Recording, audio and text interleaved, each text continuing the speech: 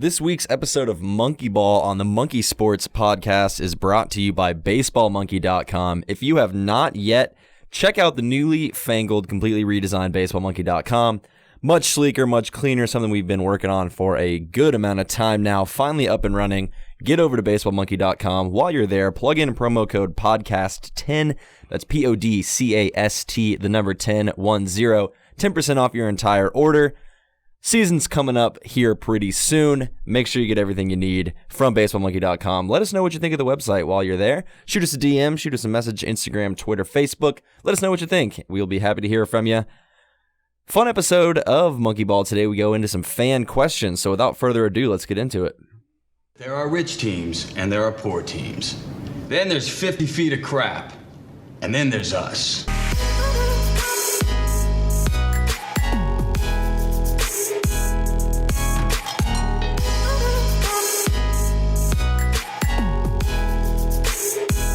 All right, welcome into this week's episode of Monkeyball, brought to you by the Monkey Sports Podcast.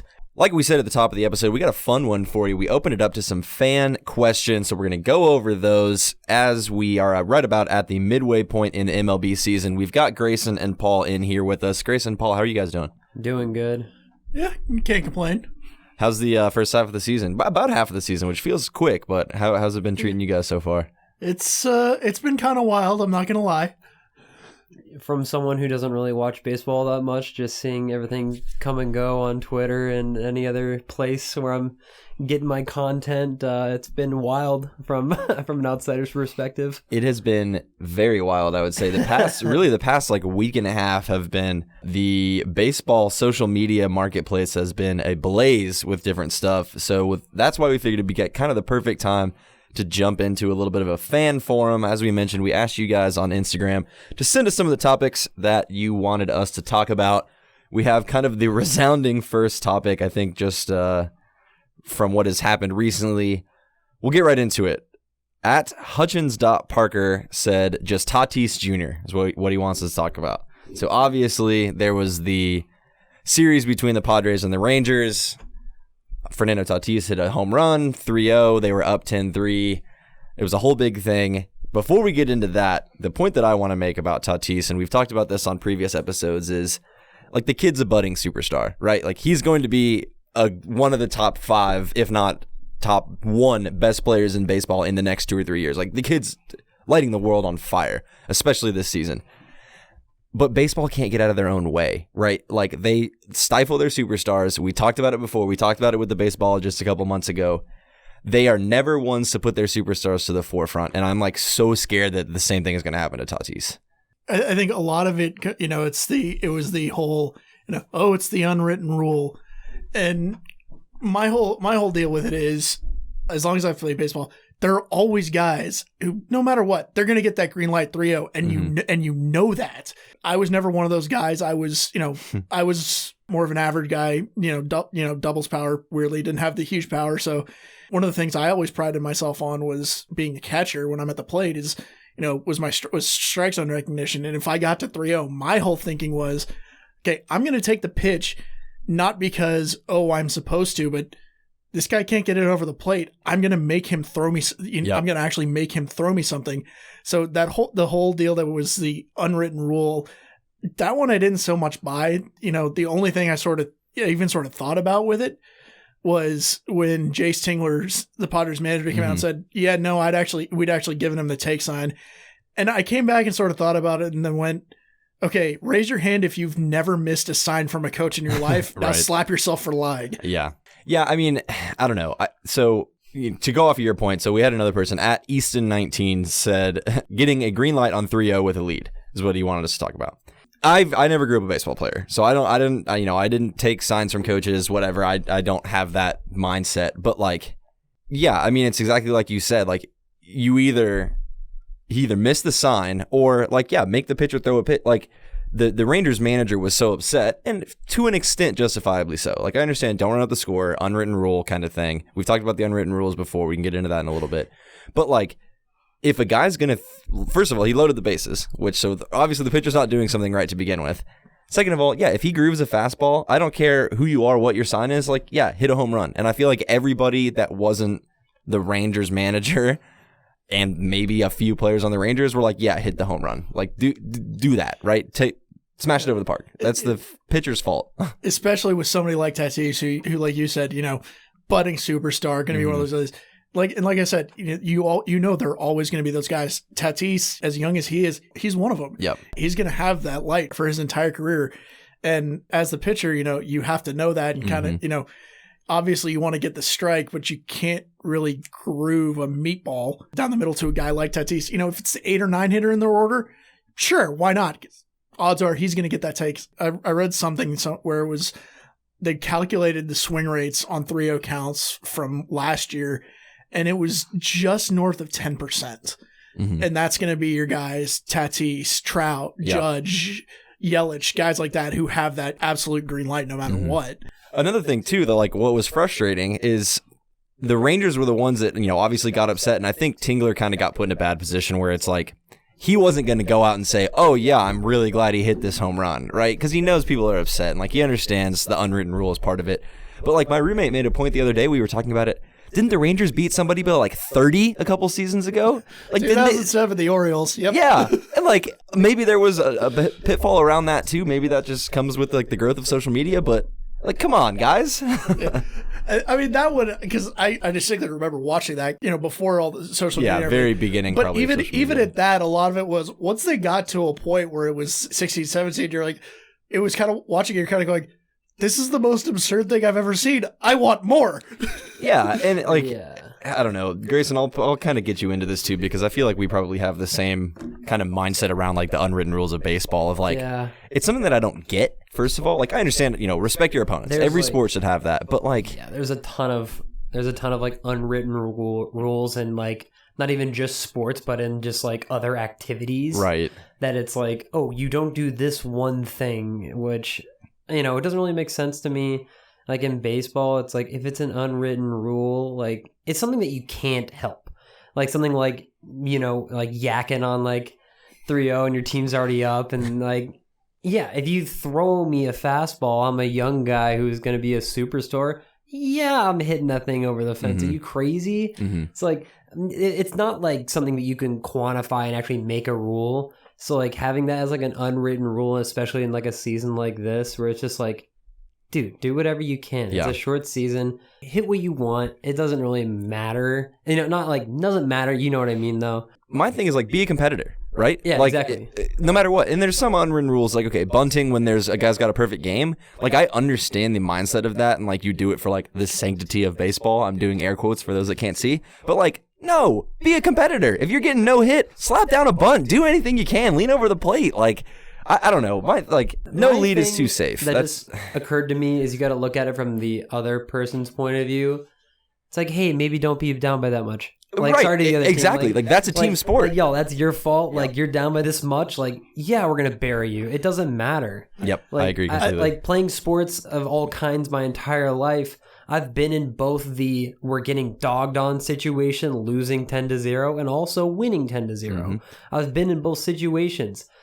And if it's a league play and you're playing for stats and stuff, if it's an actual league, no mercy.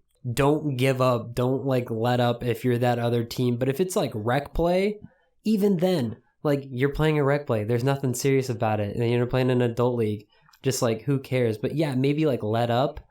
And especially in youth leagues, but this is the MLB. This is a professional league. That was the next point that I was going to make. So I coach youth lacrosse, and there's kind of obviously rules in place. Youth leagues where you can be okay, these are kids on the other team. They're trying to learn. The thing that my dad that I just remembered, the thing that when my dad would coach us when I was playing 10U or something like that, in an adult league, if we were running up a team, there would be a rule that's all right, you guys have to get 4 or 5 passes in before, and then we would keep scoring. And he's all right, that's not working. So every time we got a goal, he upped the amount of passes. So it's we're learning, but then we were just still burying teams because we were moving the puck more. So it's kind of counteractive.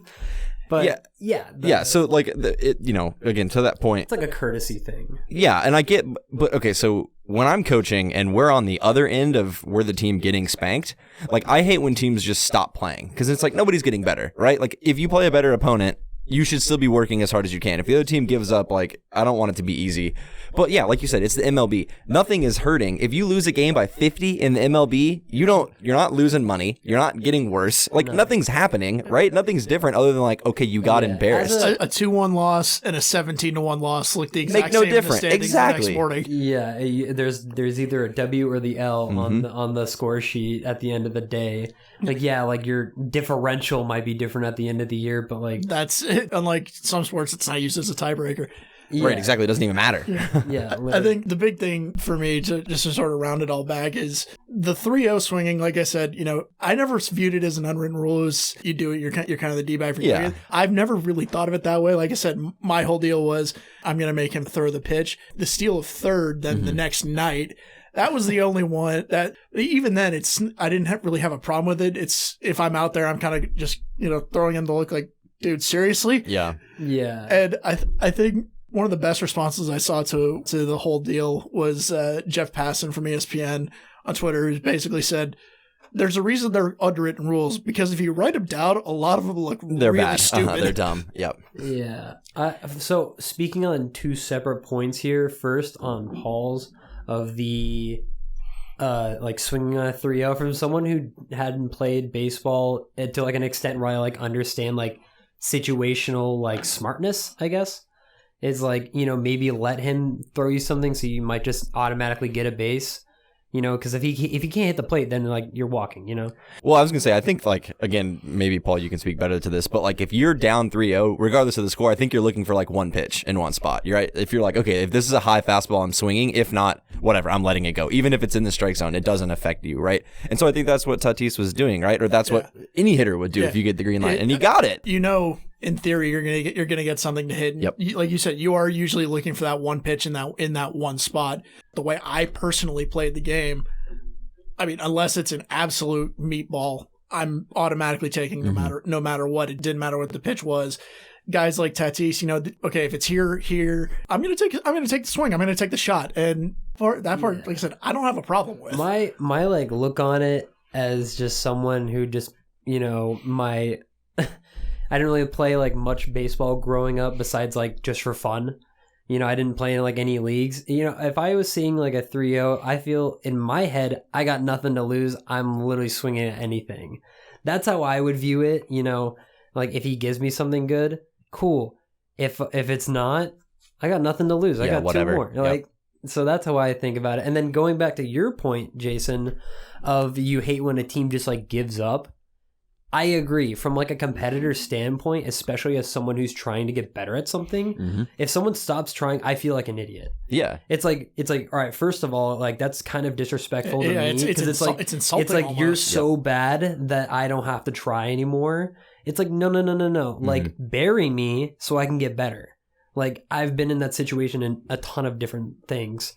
And like at the end of the day, I feel like you're going to get better from it in a way. Yeah. Get out of those situations. Yeah, exactly. Win Especially the if you are a last professional. couple innings, in that situation. It's like win the end of the game, show up, do anything you can to like prove something to yourself and improve. Yeah, no, agreed. And then just to kind of wrap up the talk here, the most beautiful irony in the fact that all that was, such a big deal was first inning of the next game, Will Myers hits a grand slam. And then bottom of the 10th inning to finish up the entire series, Manny Machado hits a grand slam to end the series. Like, I feel like grand slams, I mean, not that they're a super rarity, but like they're talked about when they happen. And the fact that there's in 4 games. Yeah, exactly, is just beautiful irony. But to move on from Tatis, so another thing we had coming in from one of you fans out there, from Jose Mota 05, said, do you guys like the new MLB playoff format? So I actually had to look it up. I remember when they said, what it was, but I had to kind of double check before the episode. I guess they expanded the playoff, 16 teams total, 8 teams from the AL, 8 teams from the NL. Top division winner plays the last wild card to make it in, and then 2 plays 7, 3 plays 6, whatever. So it's basically March Madness style, and I absolutely love it. Huge fan. But curious of what you guys think about it. I like it a lot, especially because the formatting is one thing. It's, bring it more in line with everybody else. The big thing for me was the expanded playoffs because, you get 1 and 2 in the divisions and then it goes to the wild cards. There are some absolute juggernaut teams. You got, Yankees, Dodgers. Surprisingly, Baltimore was up there for a while. And all of a sudden the rest of the teams, the rest of the teams in those divisions are going, okay, well, we're playing for a wild card, maybe, Right. And now they're going, okay, no, we're fighting for, they may be that far ahead of us, but we still got our shot. And I just love the idea too. Is like, so I'm a huge like March Madness college basketball fan. March Madness connoisseur. Yeah, I love it. Love college basketball. But like, and I like that, yeah, like you said, that there's kind of more of a normalization. And so it's good that, the wildcard teams have more than just one game to prove themselves. Because that was something that's like, man, you play an entire 162 game season, you qualify for the playoffs, and then you can lose one game and be done? You get one game and burn your best starter for yeah, the exactly. most of the next round. Even if you win, yeah, now you're kind of SOL because, yeah, you're playing your 2 or 3 guy in the pen. Anyway, so I love the fact that does it that way, and you can have like a Cinderella team, and the fact that it's a 3-game series now. But yeah, I'm all about it. I think baseball, especially compared to professional sports, there's so much parity and like teams that are good year in and year out. Like I kind of laugh being a Royals fan, like, man, the Royals won a World Series not all that long ago and beat the Mets, who are also not very good anymore. It's like, man, what happened? Yeah. And now you have the opportunity where, yeah, you can have that 7 seed, that first wild card team, like legitimately knock somebody off and actually make it like an exciting baseball playoff. You get hot at the right time. Exactly. You see it every year. Some team that goes into the last week 50 and 100, they've lost 100 games in the year, and all of a sudden they rip off 10 straight to end the season.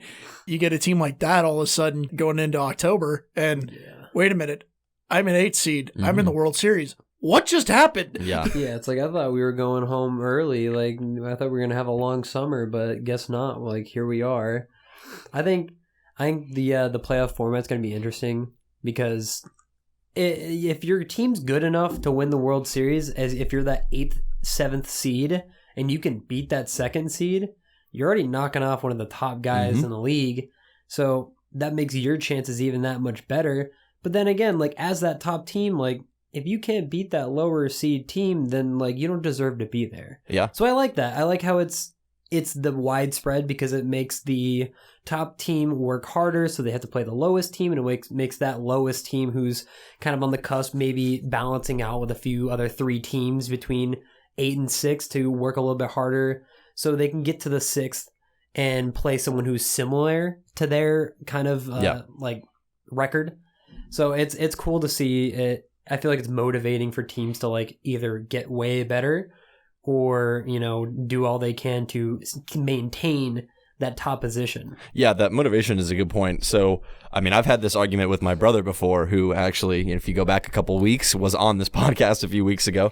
But we've had the argument before that like playoff formats like that don't pick the best teams. They pick the teams that are hot at the right times.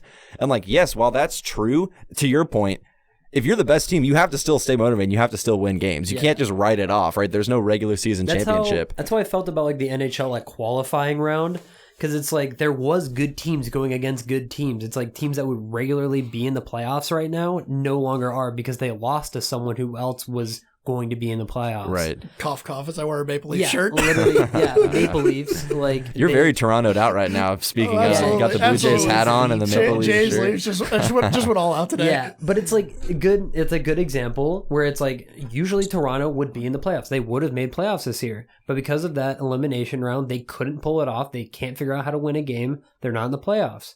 That's their fault. Yep. Doesn't matter who they're playing. That's their fault. But still, to the point of, if you're not going to prove it against this other team that's also in the qualifying round, you don't deserve to verse that number 1 seed at some point. Yeah. Just if you're winning games, you're winning games. Doesn't matter what team, what seed you are. It's all about the winning games at that point. Yep. Yeah, and it's if you get a team like the Yankees or the Dodgers who run into somebody hot, and I don't want to say take them lightly, but all of a sudden they run into a bus on the first round who they thinking we're looking past them, who we got next, and then okay, we're going home now. Yep. Yeah. Has there been in like the MLB playoffs? I don't really like look at seeding as much as I should, but has there been like in the recent, I don't know, like 8 years, I guess would be a good judgment, like a team that's been like that low seed, like coming into the playoffs that's like shown up? So off the top of my head, again, being a Royals fan, when they went in 2014 and lost, they were a wild card team. Yeah, they were the second wild card team that year too, if I remember right. Yeah, because like I remember the Kings did that. And Baltimore was there. Speaking of teams that are bad now. Yeah. The Kings, when they won their first cup, were the absolute bottom seed,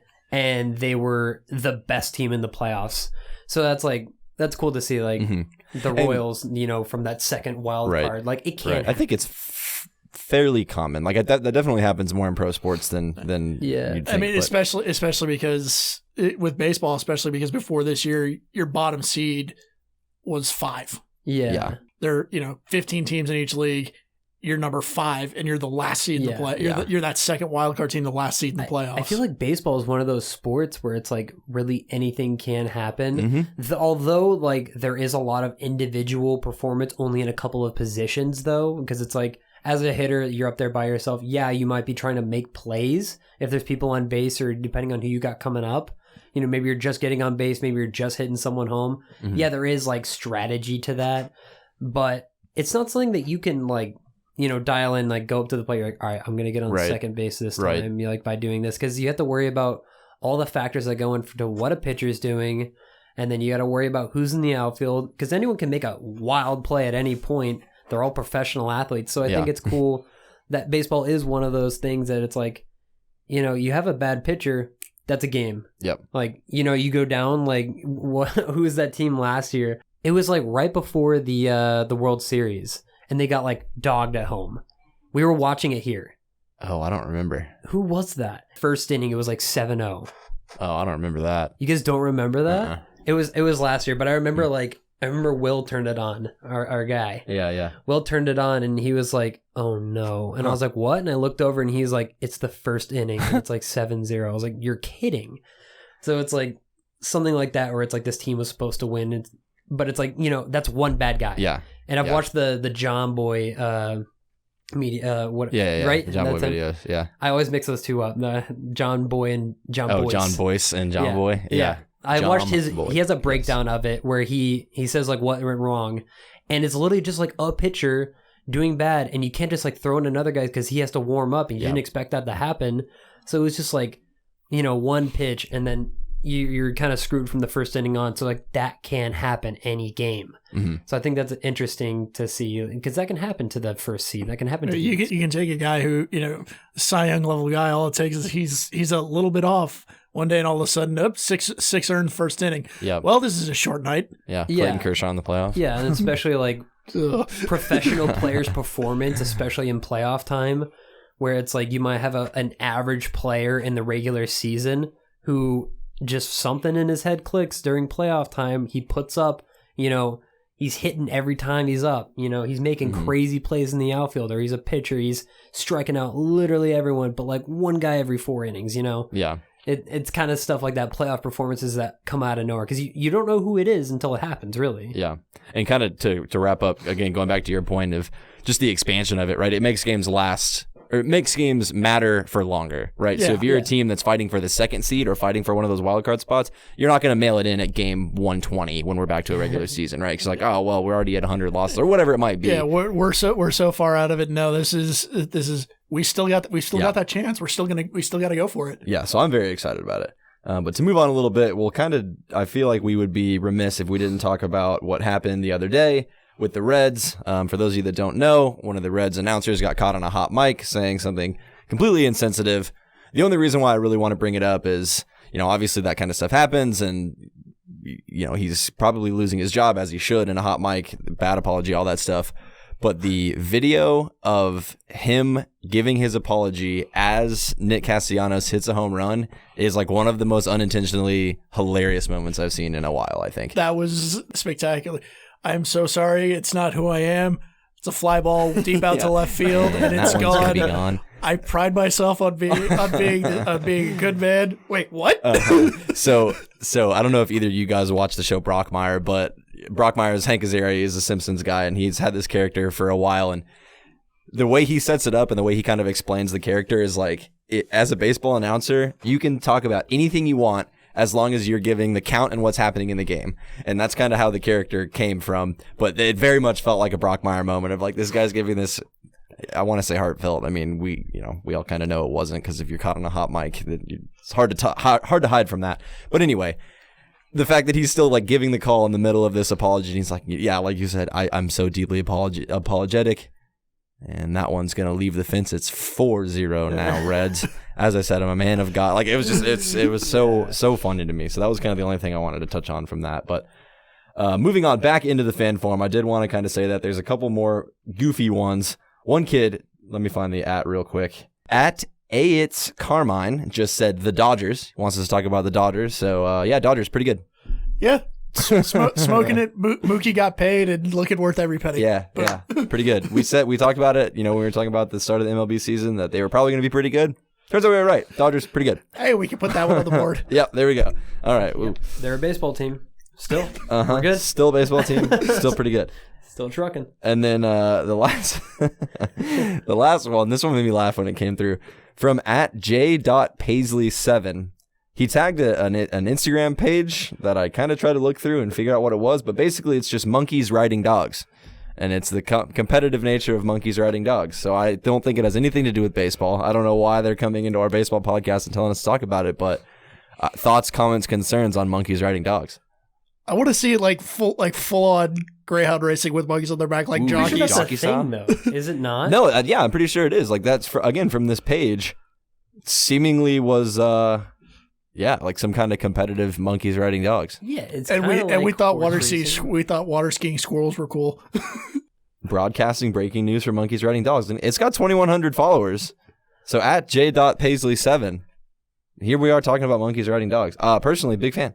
Any baseball monkey fans out there, please drop in the comments what you think about dogs and monkey racing, and who your favorite dog is.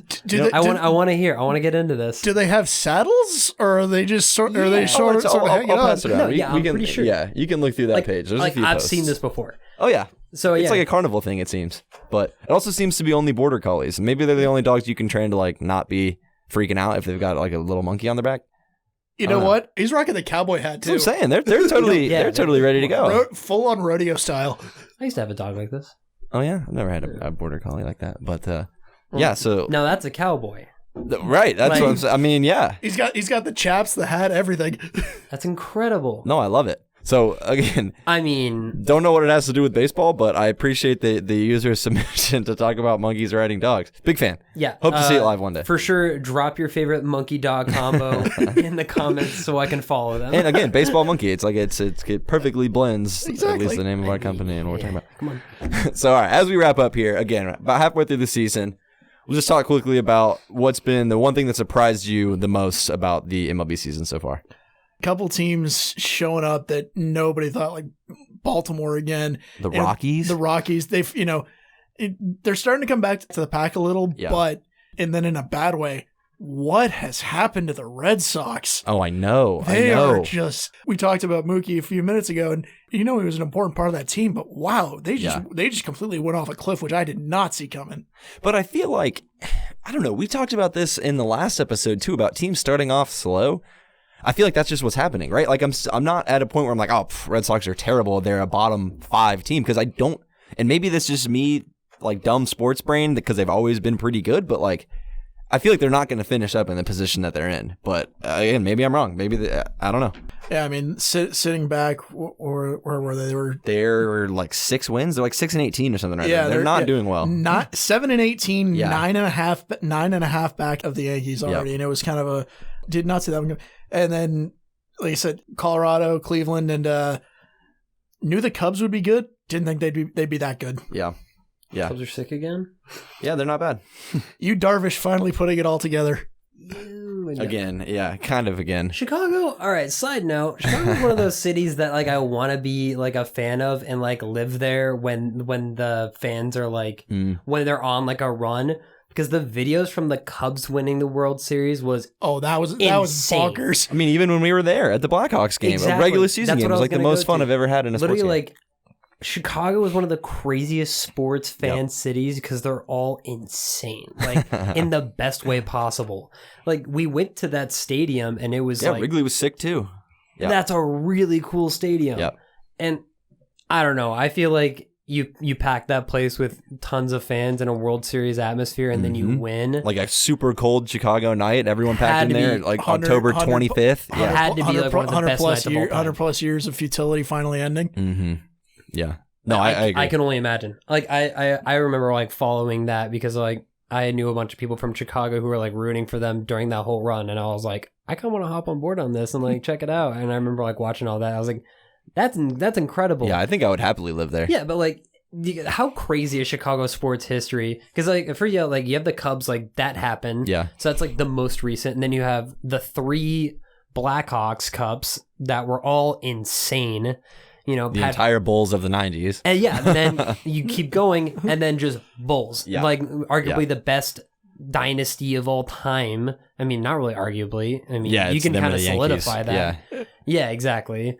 But how crazy would that be to be in like the middle of that, like growing up, like. But imagine like being a White Sox fan. like imagine being like a native Chicago guy. I am so on the wrong side of this city. Yeah, exactly. Yeah, drop in the comments if you're a White Sox. Yeah, not to call out any White Sox fans, but I mean, you know, you had the opportunity when you were a kid to be a Cubs fan. we can have another forum later on. With yeah, where you can air out your grievances on what we've gone over in this podcast. We'll turn it into a call show. We'll take the abuse. Oh, that would be awesome. I would love that. A bunch of White Sox fans call in. It's 2 hours. Listen here, man. Southside Chicago. Guaranteed All right, dude, go Bears. Jordan played for our team. Comiskey, whatever the stadium's called this week. Oh yeah, right. All right, that's gonna do it here. We've had some fun. Thank you guys for sending in questions. Again, make sure to stay subscribed to the Monkey Sports Podcast. We'll be back for another episode of Monkeyball. Also, side note, I looked up Moneyball, the movie Moneyball, some quotes from it, because first of all, it's a great movie, and that's, you know, kind of loosely what the podcast, at least name, is based off of. That one. It's been a good long one. Time since there's a lot of movies I got to refresh myself on, but go ahead. Not a lot of good quotes from that movie. Like, we have the one at the top of the episode, there's 50 feet of crap, and then there's us, which is a great quote, but apart from that, kind of boring in the quotes section. Yeah, it's not one of the more quotable ones, No. But do you need a quotable movie to make a good movie? I mean, no, definitely not. Like, it's still a great movie, but I was looking at trying to, because, you know, we've kind of incorporated other podcast show names into the descriptions and stuff like that, like, especially with the outer roll, like, we've had fun with it, right? But the baseball one, like, there's not really a lot of Moneyball stuff you can put in there. This is disappointing. Anyway, that's my little side tangent. Thank you again for tuning into another episode of Monkeyball. We'll be back next week for Off the Ice, the Hockey Monkey podcast. We'll have Robert McClay from Defending Big D, the Dallas Stars blog, will be joining us. Our good buddy Rob McClay will be in studio for that one. So if you know any hockey fans, you're a hockey fan yourself, maybe you're a native of Chicago, you love the Blackhawks, you've been super pumped, we've been talking about the Cubs the whole time, or really disappointed we've been talking about the White Sox in bad light, make sure to tune in to Off the Ice. Stay subscribed to the Monkey Sports Podcast. Tell your friends, tell your family. Head to baseballmonkey.com, plug in promo code podcast10 for 10% off. Let us know what you think of the new website. We will see you again next week. Bye, guys. Yeah.